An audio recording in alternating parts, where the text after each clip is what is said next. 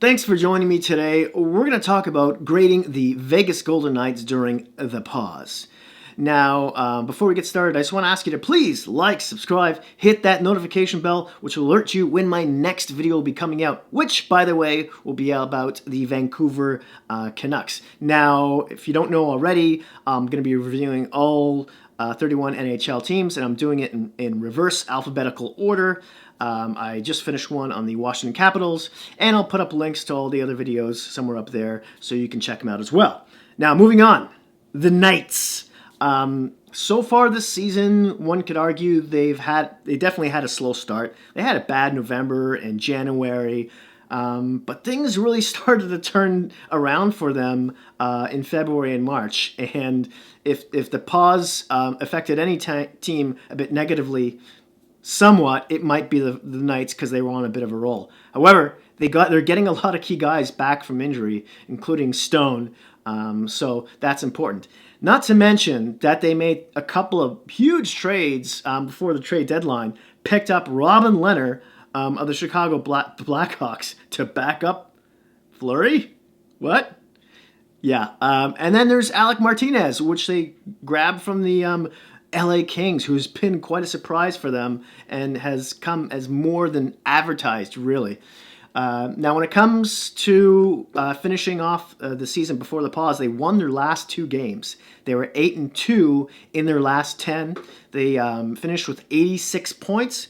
They're 3 ahead of the Edmonton Oilers, who have played the same amount of games as they have, and 7 ahead of the Calgary Flames, who have 1 game in hand. They should finish atop of the Pacific Division, no problem. I don't even hesitate when I say they should be serious contenders for the Stanley Cup this season with what they've done in the offseason and how they've been playing lately. Now, let's talk about their goaltending first. They picked up Lehner, as I mentioned, and he's only played 3 games, but he's got a .940 save percentage for them so far. Wow. That's really going to help. Now, Fleury, their starting goaltender, is needed more rest, and that's always been the issue with him, is overplaying him because Subban hasn't been quite enough. They haven't been confident about throwing him in as a backup, and he played 61 games last season, and he had last two seasons, including this one, he's had a bit of a drop-off. .913 last season, and only a .905 this season, but he's played 49 games. Yeah, the guy's 35. So this has been a huge bonus for them now.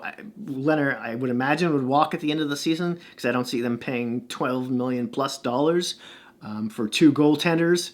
But right now, they've got to have the best goaltending tandem going into the finish of the regular season if they do, and definitely the playoffs. Who's going to start? I would imagine it's Fleury, and if things get shaky at all, they'll just go with the hot hand. I mean, why pick up Lehner like that and not use him if he's going to be playing as solid as he has? Now, the defense, they went out and got Alec Martinez to help solidify the top 4, and boy, has he done that. Not just that, but he's been pitching in point-wise, too. In 10 games, he has 8 points. Martinez! Yeah, so it's not just Schmidt and Theodore chipping in offense-wise, which has been a bit of an issue with the Knights. And then just rounding out, their top 6 overall. But at least they have 3 guys who can transition that puck and put some points up on the board. Now, Merrill and England have sort of come back from injuries, and what's going to happen with Holden, because he was holding down that left side spot, and Zach Whitecloud as well. I would think they would push those. Holden and Whitecloud out. Englund and Merrill would be the bottom pairing, which is where Englund should be because he was on the second pairing before Martinez came along. But if any one of them get injured or they even want to rest Englund for a while, throw in Whitecloud on the right, say if they're way ahead in the series or something, I don't think anyone's panicking. Now, let's move on. Let's talk about the offense here. Riley Smith by the way, is quietly having a career year. He definitely has a career year in goals so far with 27. Probably one of the most underrated forwards in the NHL this year. Now, he's kind of on and off point-wise, but he's really hitting the mark right now. William Karlsson, I know he's having a bit of a down season, definitively point-wise. He's not scoring 40 goals. I don't think he's even at, he's not even at 20. He's only got 15 so far. But, I mean, the guy's probably one of the best top 6 best two-way forwards in the league. Easily. The guy's a worker beyond anything else. So they're good. They're top 6. They've got 2 number 1 lines right there. The weakness really falls on their third line because their fourth line is arguably one of the best in the league, right? With Nosek, Reeves, and Carrier. If you don't keep your head up, that'll be a problem for you. Not to mention they chip in on some goals here and there. But the third line, who is it that's coming back to the roster as well? Has been Chandler Stevenson, so he'll come back for that third line center position, which isn't their strongest. Not to mention the left side, which isn't either. Tuck will be back from injury, which is great. So he provides some offense from that third line there. Otherwise, that could be the only issue that they'll be facing. But I don't know. I'm not worried, and I don't think Vegas fans are going into the playoffs either. So if I was to grade this team, I'd have to give them a B+,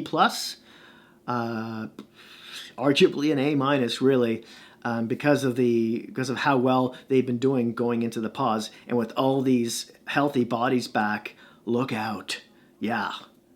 So, as always, I would love to hear what your grade would be for the Knights down in the comment section down below. That's it. That's all. Thank you so much for joining me today.